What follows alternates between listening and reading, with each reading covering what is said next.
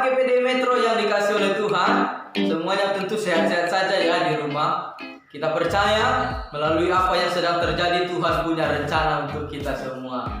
Oleh sebab itu kami mengajak kita semua untuk tetap beribadah kepada Tuhan.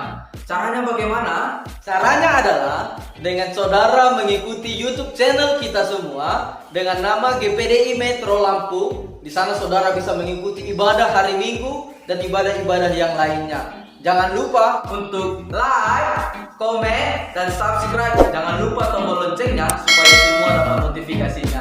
Tuhan Yesus memberkati.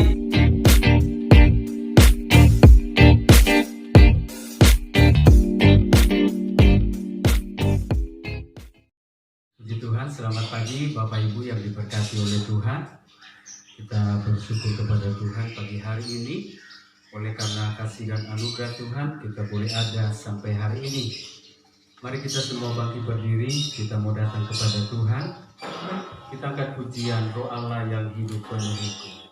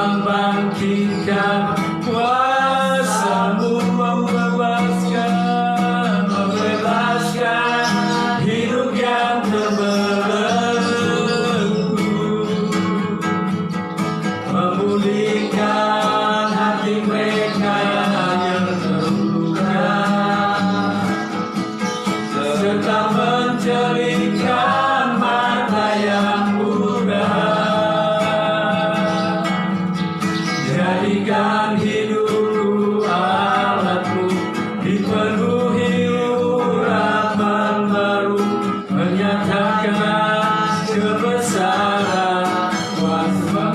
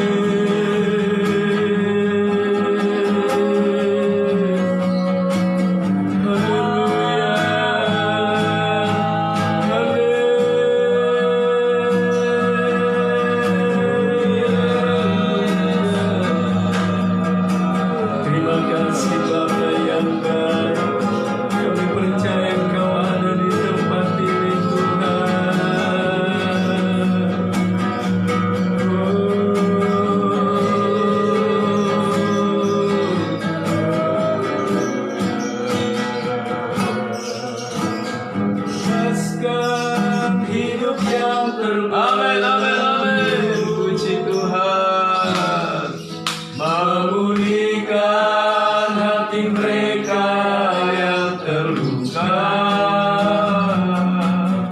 serta mencelingkan mata yang buta. Jadikan hidupku alatmu, dipenuhi urapan baru, menyatakan kebesaran. Kuat sekali lagi membebaskan hidup yang terbelenggu, memulihkan hati mereka yang terluka,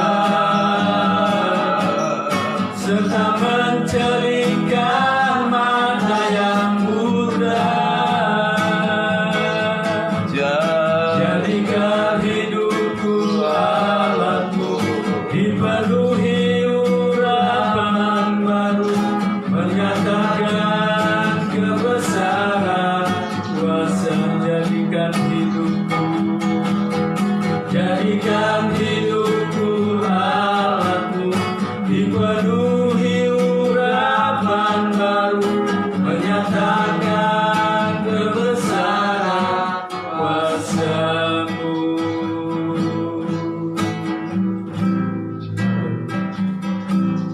Seminta dengan kasih Kristus, Bapa Gembala mengawali kita di dalam doa. Pagi ini melimpah dengan ucapan syukur kami menghampiri tata hadirat-Mu ya Allah yang kudus. Bekerjalah Roh Kudus yang diutus oleh Bapa untuk menggairahkan kami hidup dalam persekutuan yang intim, menikmati Tuhan sepanjang umur hidup kami. Di hari Pentakosta umat-umat-Mu menikmati kehadiran Tuhan secara pribadi. Yang sakit disembuhkan, mereka dipulihkan. Mereka bisa melihat bahwa Allah yang dahsyat selalu menyertai kami. Pakai dan persiapkan kami semua. Di dalam nama Tuhan Yesus Kristus, kami sudah berdoa dan mengucap syukur. Haleluya. Amin. Amin. Puji Tuhan. Shalom Bapak Ibu. Shalom. Haleluya. Saya percaya kita semua diberkati oleh Tuhan. Amin. Hari ini adalah hari yang luar biasa, di mana kita merayakan hari Pentakosta, di mana Roh Kudus telah diberikan bagi saya dan saudara. Amin. Itu sebabnya pagi hari ini kita mau menikmati hadirat Tuhan. Kita mau buka hati kita untuk Roh Kudus. Satukanlah roh kami ya Tuhan. Amin.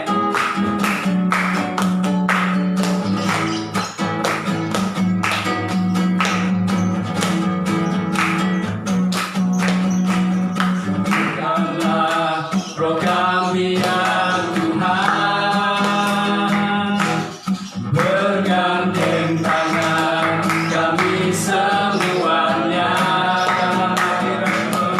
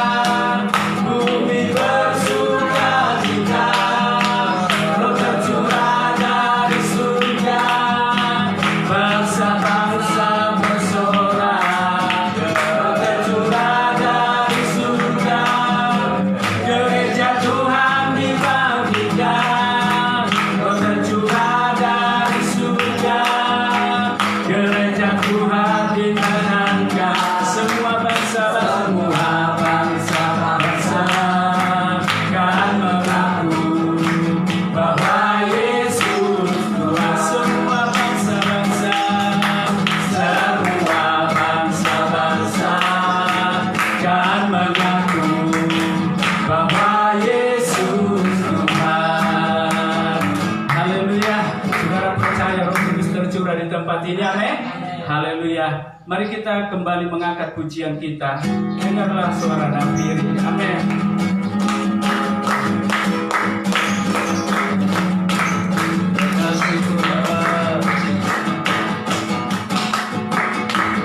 Dengarkanlah suara Nafiri memanggil semua umatnya dari seluruh penjuru bumi datang untuk menyembahnya. Dengarkanlah suara Nafiri memanggil semua umatnya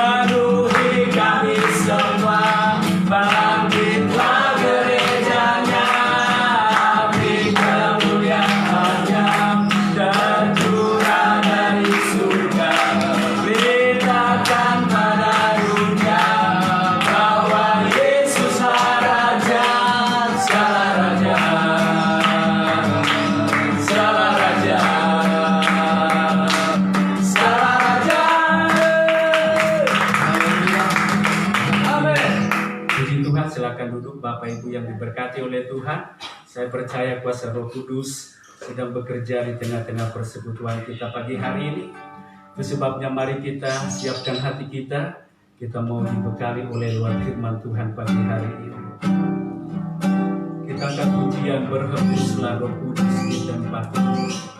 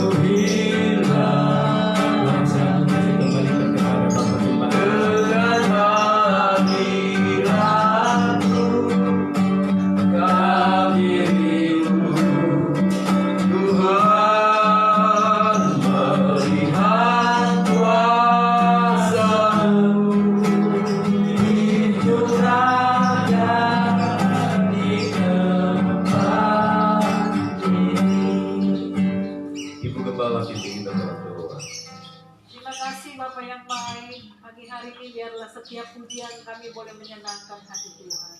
Kami rindukan Roh Kudus-Mu di tengah-tengah kami Tuhan. Roh Kudus yang menuntun kami untuk hidup di dalam kebenaran-Mu. Roh Kudus yang membuat kami tidak menjadi takut dan khawatir. Roh Kudus memberikan kami damai sejahtera. Pagi hari ini kami perlu Roh Kudus.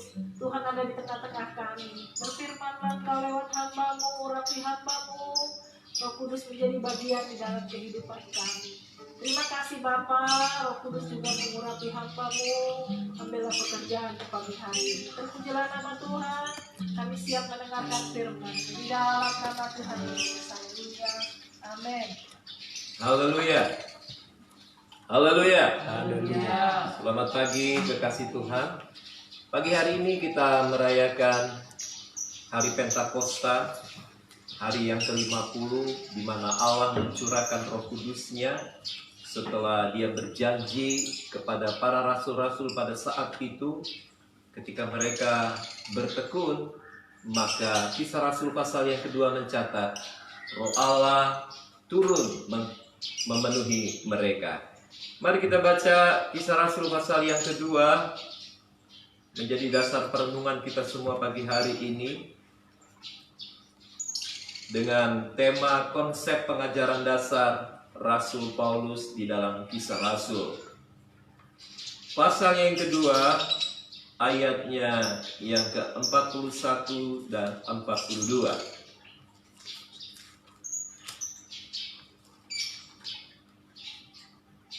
Anda menyimak dengan baik dan saya akan bacakan untuk kita semua.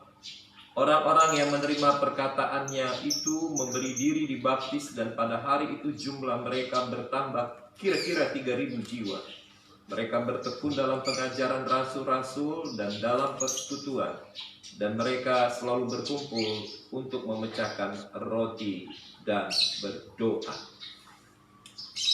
Kekasih di dalam Tuhan, gereja harus mempelajari karya Roh Kudus untuk membawa kita bertumbuh dewasa di dalam Dia, menjadi serupa dengan gambaran Allah.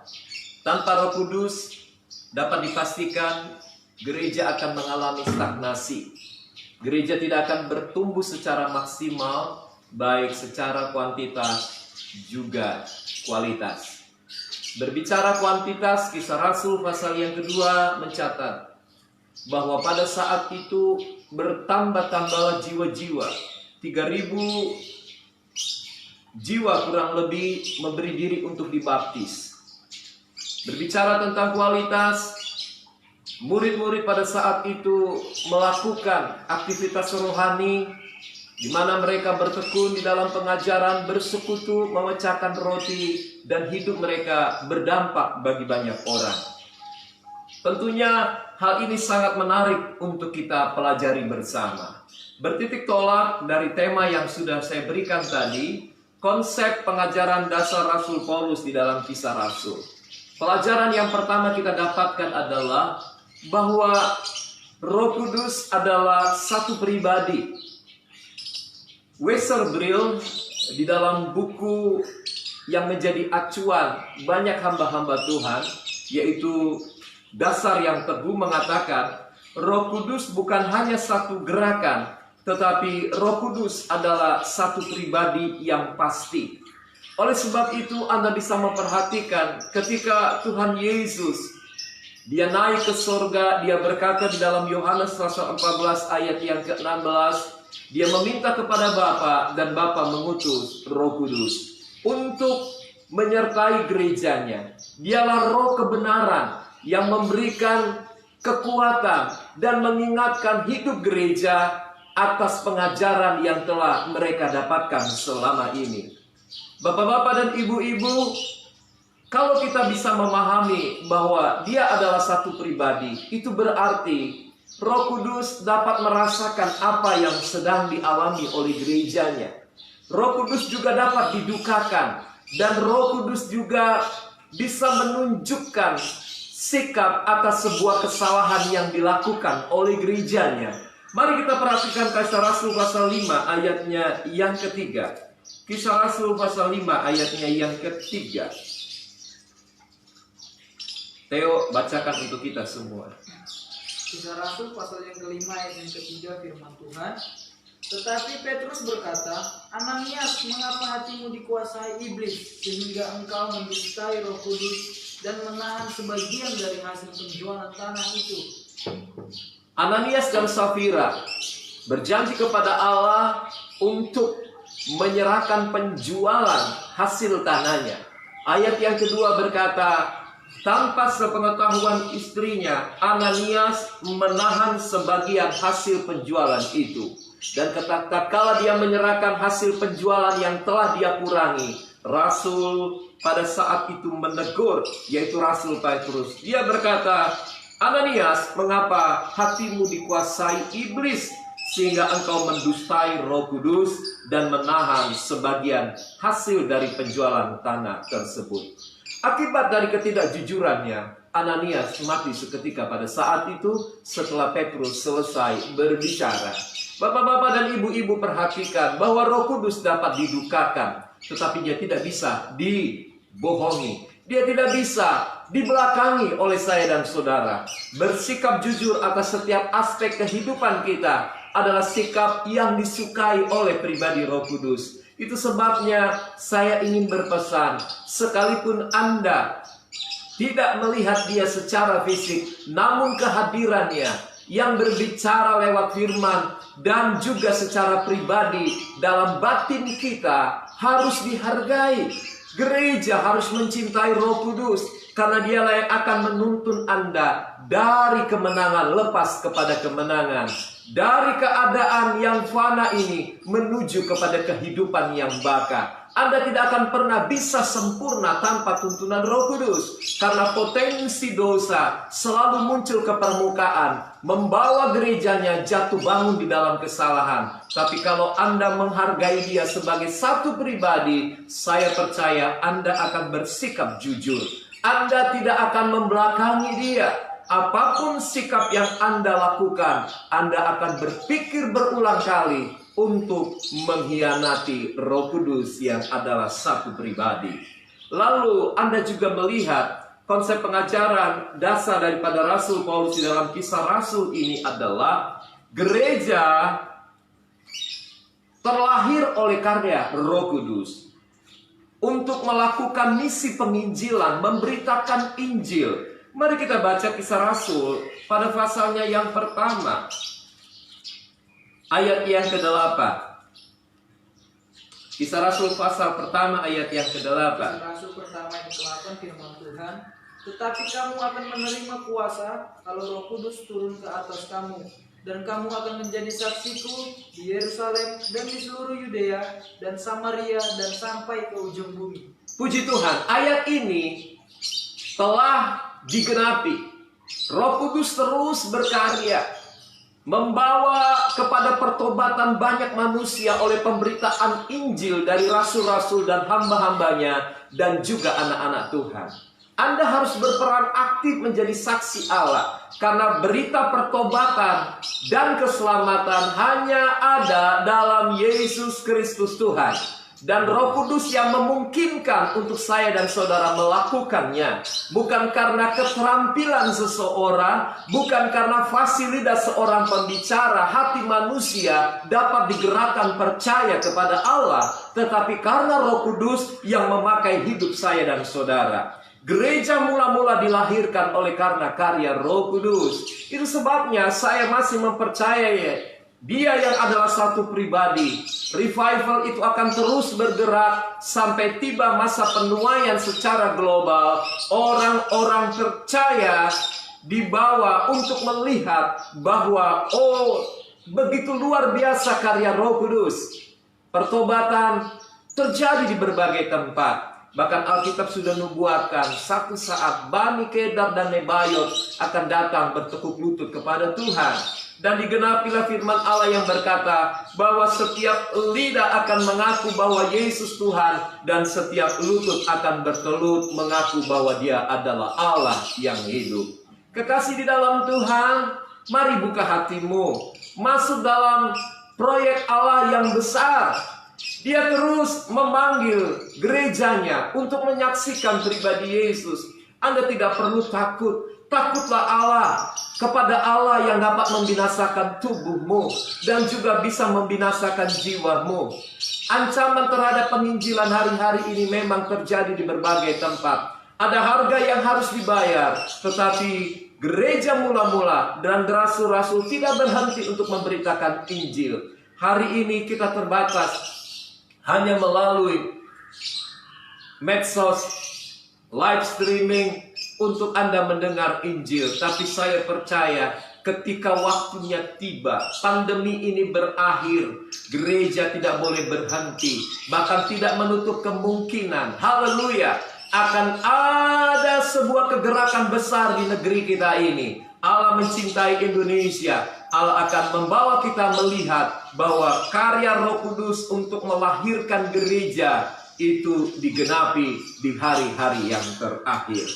Puji Tuhan. Dan saya juga melihat saudara, ada babakan baru konsep pengajaran dasar daripada Rasul Paulus di Kisah Rasul pada pasal pertama, 2, dan yang ketiga. Apa babakan baru tersebut? Anda perhatikan dalam pembacaan kita, tidak pernah tertulis sebelumnya. Orang-orang pada saat itu mempunyai gaya hidup yang baru. Ini tidak mungkin terjadi jika bukan Roh Kudus yang memprakarsainya. Jika bukan Roh Kudus yang mengambil inisiatif merubah hidup murid mula-mula, mempunyai gaya hidup yang berdampak bagi banyak orang. Atau bisa lebih tepat dikatakan memiliki gaya hidup Yesus di dalam pribadi mereka dan menghidupkannya sehingga banyak orang melihat Yesus dalam kehidupan mereka. Dengar baik-baik saudara, kalau hidupmu dipenuhi dan dituntun oleh Roh Kudus, sebagaimana gereja mula-mula mereka ditakuti oleh banyak orang. Luar biasa. Bukankah ini style, bukankah ini gaya hidup baru yang sebelumnya belum pernah tercatat di dalam Alkitab? Tentunya saudara, untuk menikmati babakan hidup yang baru dibutuhkan yang namanya respon terhadap kebenaran firman. Sejak Kisah Rasul pasal yang pertama masuk kepada pasal yang kedua, apapun yang dikatakan oleh rasul-rasul, mereka mengerjakannya. Secara audible Allah berfirman, "Bertekunlah engkau, nantikan aku di loteng Yerusalem." Dan mereka melakukan itu sampai mereka dipenuhkan dengan Roh Kudus. Dampak dari inisiatif Roh Kudus dan diresponi oleh gereja mula-mula, Anda perhatikan mereka bertekun di dalam pengajaran. Haleluya. Ini gaya hidup yang baik, bertekun di dalam pengajaran. Gereja yang kuat adalah gereja yang mempunyai dasar yang kuat.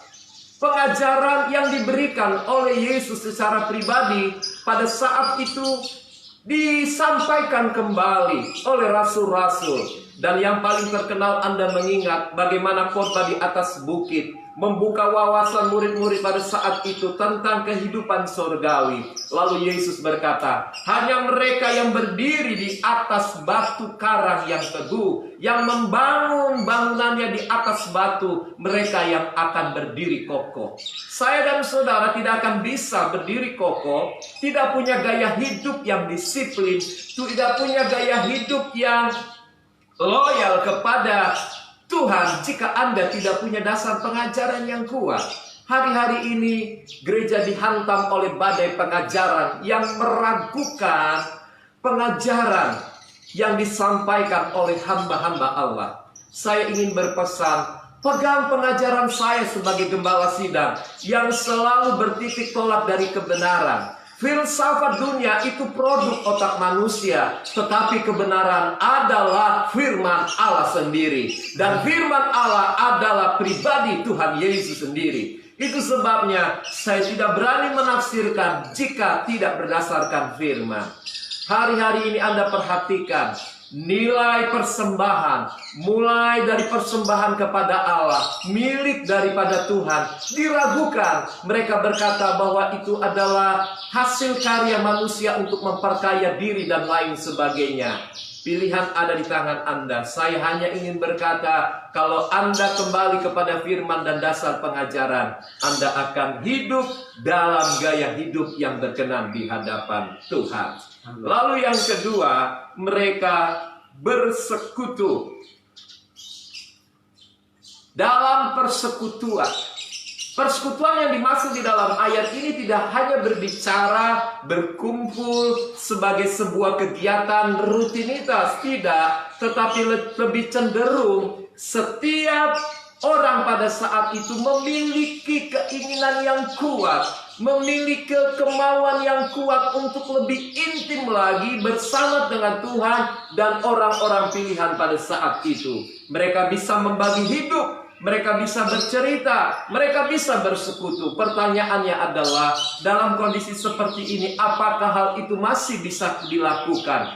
Saya ingin berkata kepada Anda, dapat Anda kerjakan. Lewat medsos, saya bersyukur kaum wanita mengambil inisiatif dan mereka tipikal orang-orang yang cukup kreatif. Mereka bernyanyi bersama, memberitakan Injil lewat pujian yang mereka berikan kepada Allah.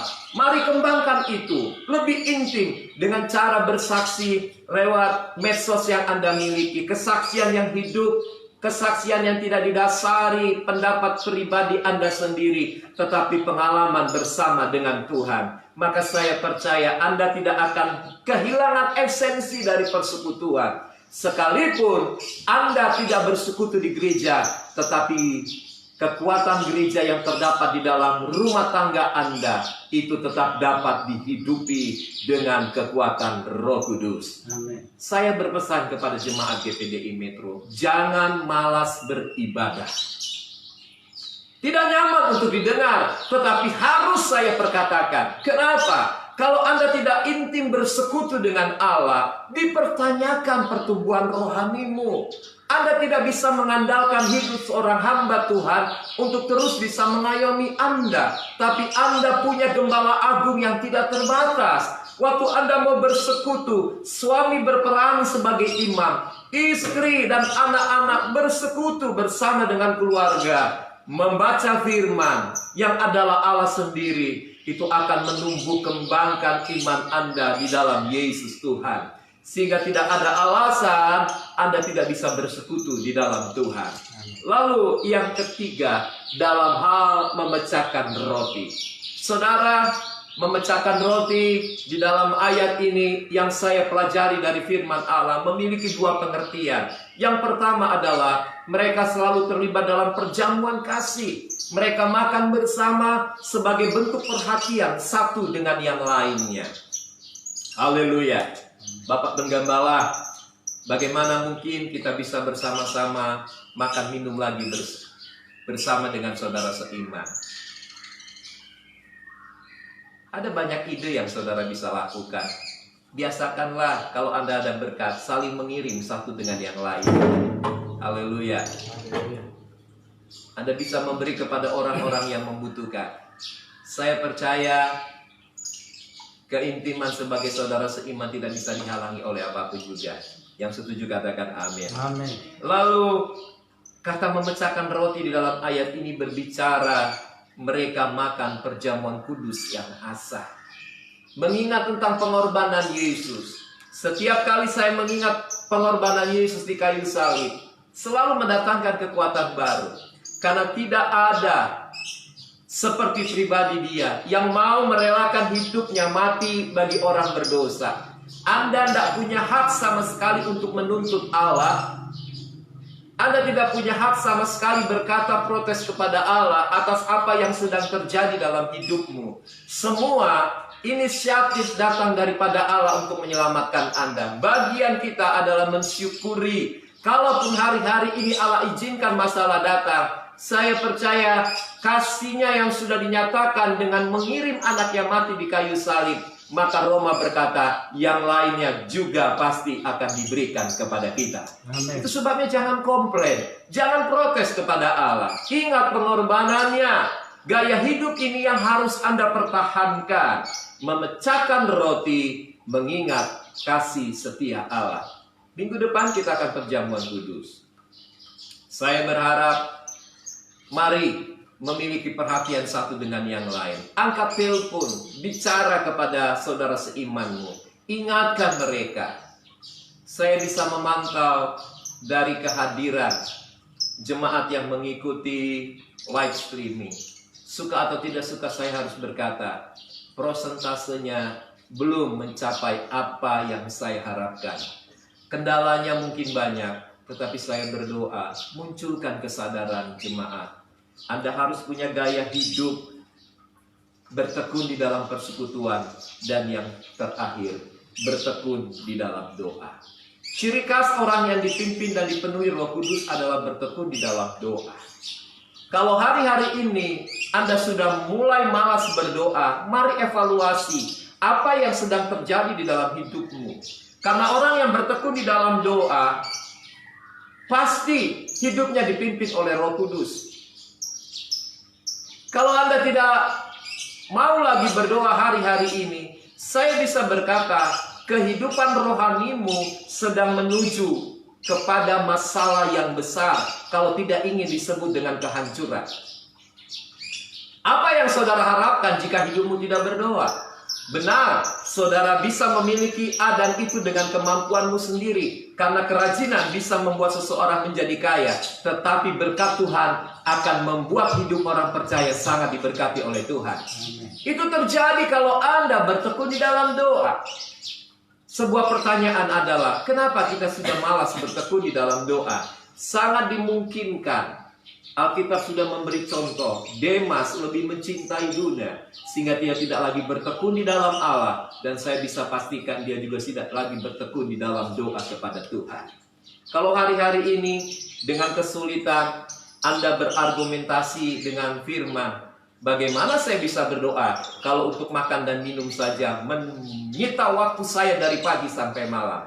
Dengar baik saudara, burung pipit di udara dia pelihara, apalagi saya dan saudara biji mata Allah. Jangan dirikan alasan untuk tidak berdoa. Haleluya. Saya ingin berkata kepada jemaat GPDI Metro, mari kembali ke loteng Yerusalem, ke loteng di mana Allah menyatakan kuasanya. Loteng Yerusalem itu tidak lagi Anda harus terjemahkan sebagai satu tempat di timur tengah sana, tapi suasana loteng Yerusalem itu dapat Anda nikmati di setiap rumah tangga yang Anda pimpin. Hai bapak-bapak yang dikasihi oleh Tuhan. Puji Tuhan, Yesus sudah tidak lama lagi akan datang. Kalau Anda tidak punya waktu untuk berdoa, itu berarti Anda menutup pintu surga untuk menikmati berkat-berkat surgawi. Saya tidak hanya berkata tentang berkat jasmani, tidak.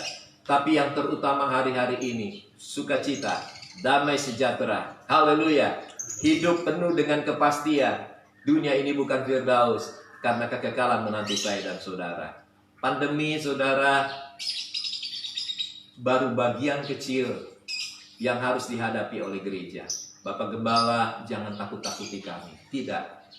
Justru waktunya harus dipercepat, kata Alkitab. Karena Allah melihat jika waktunya tidak dipercepat, sulit untuk dapat menemukan orang percaya bertahan di dalam iman. Kapan pandemi ini bisa berhenti? Saya bukan seorang ahli medis, tetapi lewat informasi yang saya dapatkan, bisa saja 1 tahun atau lebih. Doakanlah supaya tenaga medis di Indonesia dapat segera menemukan. Metode terakhir yang saya update adalah dengan mentransfusi plasma pasien yang pernah terdampak atau terinfeksi oleh corona. Di Indonesia ada 3 rumah sakit. Yang pertama RSPAD di Jakarta, rumah sakit di Solo, dan rumah sakit di Semarang. Mereka yang dalam keadaan berat dan kritis ditransportasi dengan plasma penderita COVID-19. Persentase kesembuhannya 80-90% lebih, dan kebanyakan dari mereka sembuh. Indonesia sedang mempersiapkan hal itu. Berdoa supaya banyak orang tertolong. Itu sebabnya saya katakan tadi, pandemi baru sebagian kecil. Akan ada bencana alam yang sulit untuk diprediksi. Terjadi pergerakan, pergeseran di bawah bumi ini. Lempeng bumi bergerak. Dan ada beberapa ahli yang berkata, jika ini terjadi, gempa-gempa besar akan melanda hampir seluruh dunia. Bagaimana dengan Indonesia? Jangan pertanyakan kepada saya. Kalau Anda bertanya kepada saya, apa sikap gereja? Saya akan berkata, banyak berdoa supaya Allah melindungi saya dan saudara. Amin. Haleluya. Pernahkah kita berpikir bapak-bapak dan ibu-ibu? Jika saja Amerika Serikat, China, di Laut Cina Selatan, potensi konflik yang mengarah kepada Perang Dunia Ketiga, bila Allah tidak menahan dan itu terjadi, sekali lagi, itu memang pasti akan terjadi. Soal waktunya, saya tidak bisa berkata kepada saudara. Tapi sekali lagi, Roh Kudus memberikan pengajaran kepada kita. Jangan takut, aku menyertai orang-orang yang mau hidup dekat dan melekat kepadaku. Puji Tuhan. Puji Tuhan. Haleluya. Puji Tuhan. Haleluya. Dan yang terakhir, pengajaran dasar dalam Kisah Rasul. Kisah Rasul adalah Bapak-bapak dan ibu-ibu, Roh Kudus mengubah pribadi seseorang.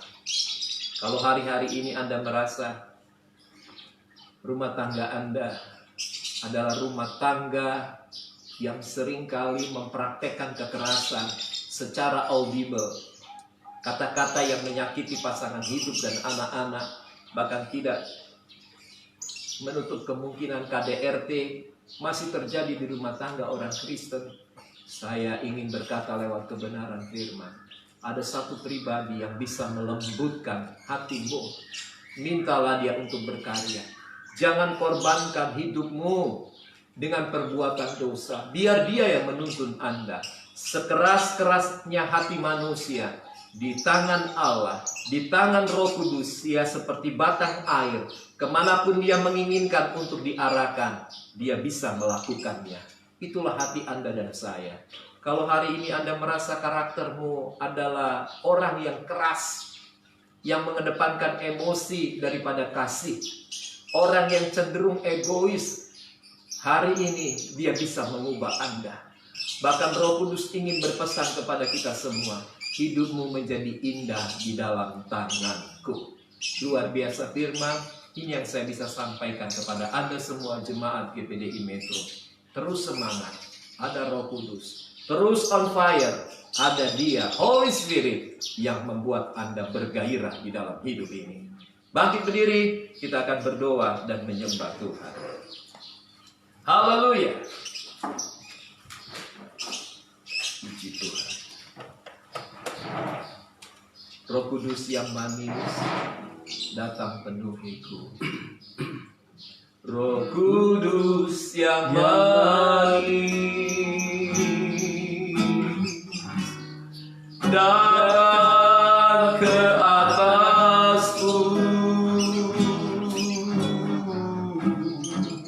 Roh Kudus yang manis, datang ke atasku. Datang, datang, penuhiku. Datang, rapiku. Datang, segalaku. Roh Kudus yang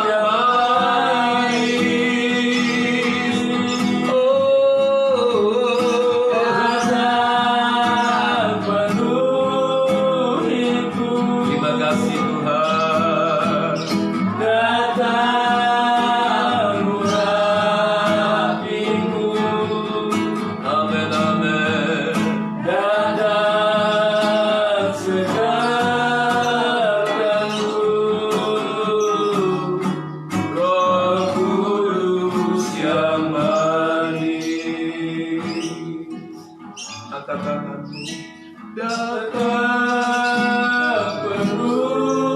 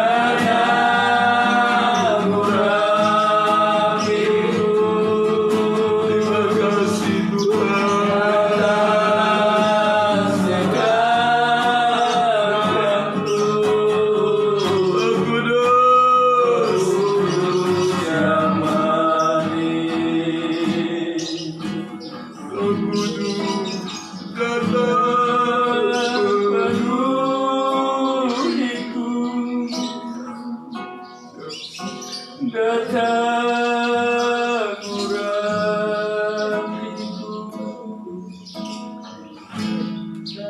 datang segala. Semua bernyanyi Somalia, Somalia, Roh Kudus yang manis, haleluya, haleluya.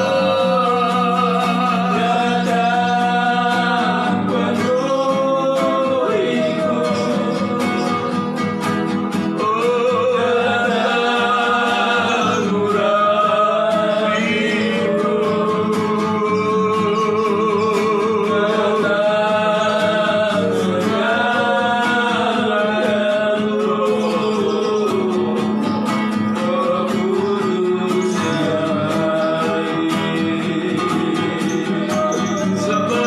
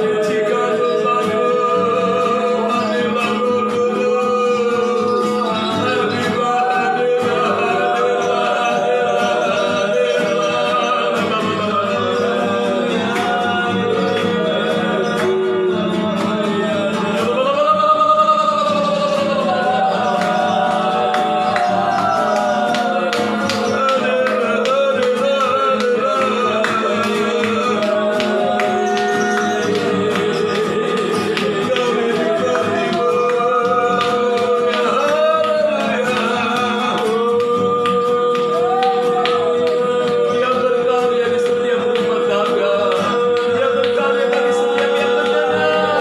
Siapapun Anda, terima berkat Allah. Haleluya.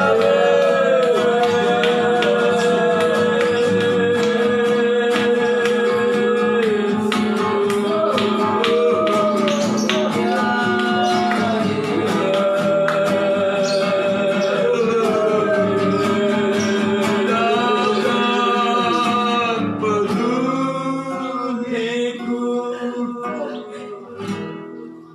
datang urapiku, makasih Tuhan.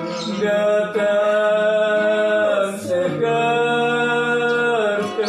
serahkan seluruh jemaat ke dalam tangan Roh Kudus yang manis. Datang penuhiku, haleluya. Datang urapiku, haleluya.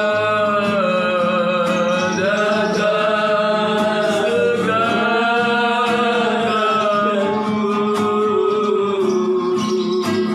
Roh Kudus yang manis. Aku memohon dan meminta kepadamu Roh Kudus, lawat setiap jemaat yang mendengar firman hari ini.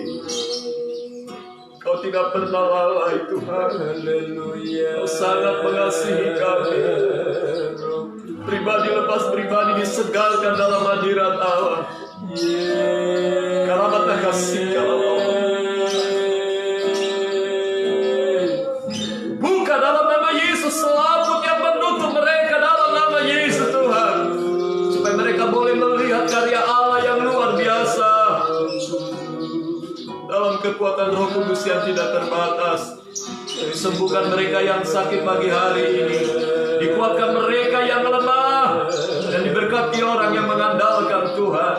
Biar gerejamu sibuk berdoa, jemaat GPDI Metra mencari wajah-Mu. kembali kepada gaya hidup gereja yang mula-mula.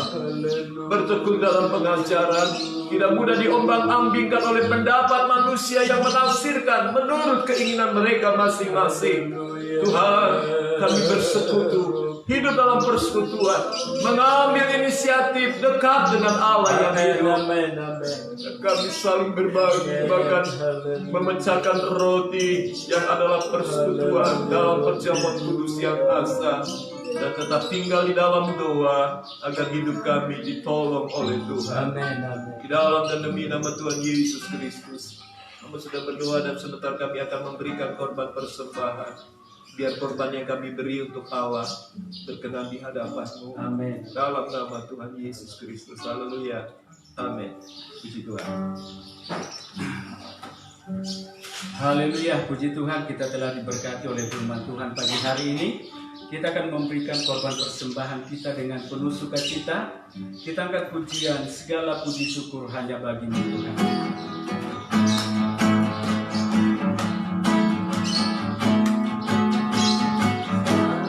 Puji syukur hanya bagi-Mu Tuhan, sebab Kau yang layak dipuja.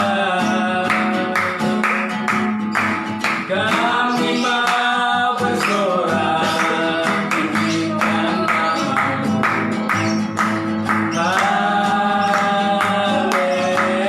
Haleluya, soraklah haleluya.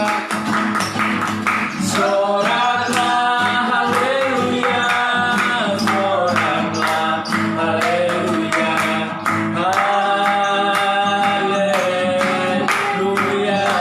soraklah haleluya, soraklah haleluya, soraklah haleluya, haleluya. Sekali lagi soraklah haleluya.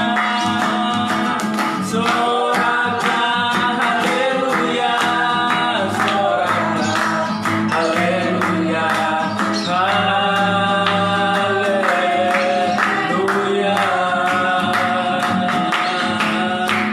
Soraklah haleluya, soraklah haleluya, haleluya.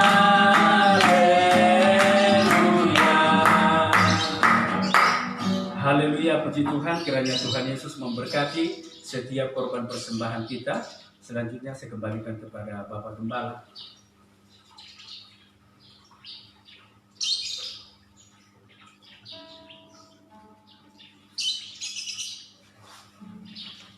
Puji Tuhan, Bapak-bapak dan Ibu-ibu. Doakan agar kita bisa kembali melakukan aktivitas beribadah di gereja di era new normal. New normal dapat diterjemahkan secara sederhana. Kita bisa melakukan hidup secara normal di tengah pandemi yang belum selesai. Artinya apapun yang kita lakukan, jika kita tidak waspada, berpotensi membuat seseorang terjangkit atau terserang oleh virus corona. Tentunya dari Kementerian Agama sudah mengeluarkan selebaran yang sampai hari ini saya masih pelajari dan ingin berkonsultasi terlebih dahulu dengan pimpinan gereja kita.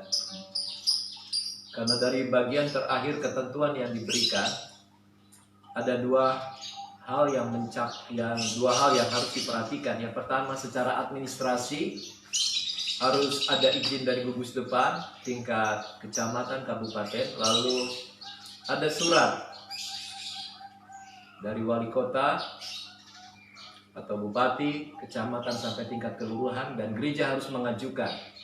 Terjadi beberapa kali informasi yang bagi saya seakan-akan tumpang tindih. Itu sebabnya sekali ini saya ingin cari informasi yang benar-benar akurat dari pihak yang memiliki kompetensi. Tingkat provinsi itu adalah pembimbing masyarakat Kristen, pembimas Kristen. Bapak-bapak dan ibu-ibu, terakhir yang saya dapatkan adalah dibatasi jumlah itu 20% dari jumlah jemaat, kalau tidak salah. kapasitas ruangan. Oh, sorry. 20% dari kapasitas ruangan. Lalu kalimat berikutnya, maksimal hanya 30 orang. Ini membingungkan untuk saya. Di satu sisi 20% kapasitas dari ruangan, tetapi tidak boleh lebih dari 30 orang. Waktu yang lalu saya mendapatkan berita bahwa boleh juga diadakan sampai ke halaman depan.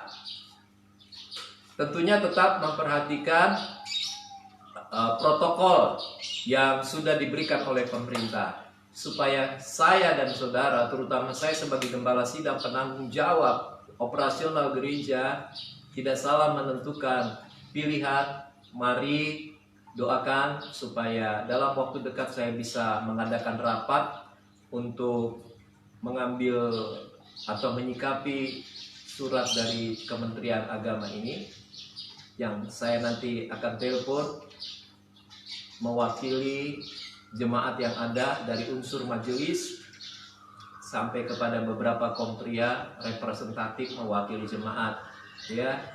Tentunya mereka yang saya anggap masuk dalam kriteria orang-orang yang bisa mengadakan pertemuan.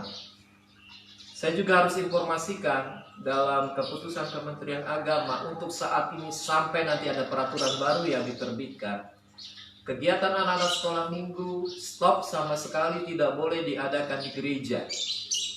Ya, jadi guru-guru sekolah minggu dalam hal ini ketua dan pengurus harus lebih kreatif, bisa memberitakan firman dan mungkin saja kegiatan-kegiatan di rumah Anda harus pikirkan dari sekarang. Nanti saya akan bersama Ibu Gembala dan pengurus mengadakan pertemuan, sekalipun tidak secara fisik, kita bisa gunakan Zoom meeting, ya. Zoom meeting, kita bisa bicara di sana. Dan yang terakhir, maafkan saya harus juga menyampaikan iri, para manula juga tidak diizinkan karena dikhawatirkan sangat rentan mudah tertular oleh COVID-19. Allah sih tidak membeda-bedakan, tapi prosedur kesehatan manula, yang dimaksud manula ini usia berapa itu pun tidak ditulis. Itu sebabnya kita perlu jawaban yang pasti. Kalau manula dibatasi 50, berarti John nggak bisa khotbah lagi, saudara, di gereja. Tapi tidak ada yang bisa menghalangi saya untuk memberitakan Injil lewat media apa saja bisa kita kerjakan, ya. Jangan takut, saudara. Doakan saja Indonesia tetap dalam kendali tangan Tuhan, cepat berakhir pandemi ini sehingga kita bisa beribadah lagi. Jangan kecil hati, anak-anakku sekolah minggu dan bapak-bapak, ibu-ibu, para manula, rajinlah beribadah di rumah. Ikuti terus siaran yang saya tayangkan lewat Facebook. Dan kami akan merambah kepada yang lain membutuhkan perangkat yang harus segera disediakan, ya. Puji Tuhan, Tuhan Yesus memberkati.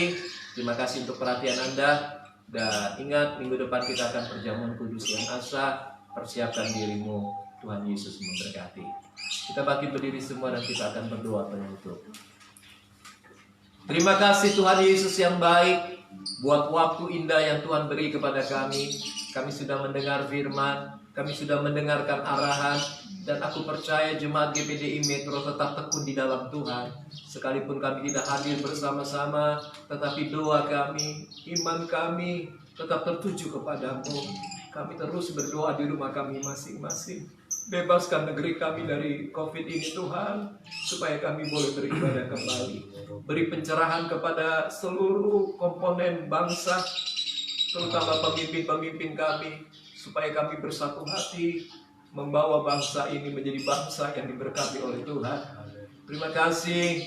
Sekali lagi dengan iman kami berdoa dan berkata, Indonesia dalam kendali tangan Tuhan. Terima kasih Bapa, di dalam dan demi nama Tuhan Yesus Kristus, kami mau terima berkat Allah Bapa, cinta Tuhan Yesus serta persekutuan Allah Roh Kudus, yaitu di dalam nama Tuhan Yesus Kristus. Haleluya. Amin.